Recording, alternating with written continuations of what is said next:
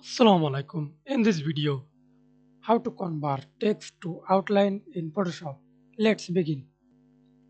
Okay, create a new layer and type text color,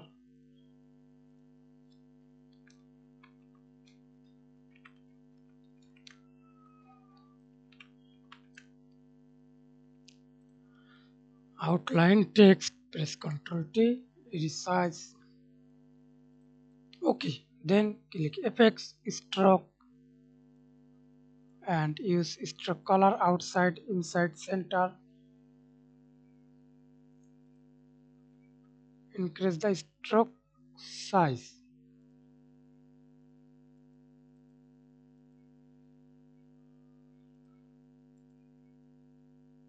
Use center for better. Then see this blend opacity.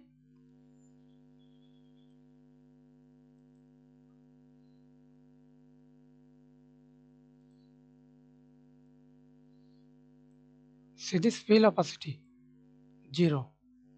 Fill opacity 0. Okay. Then click OK.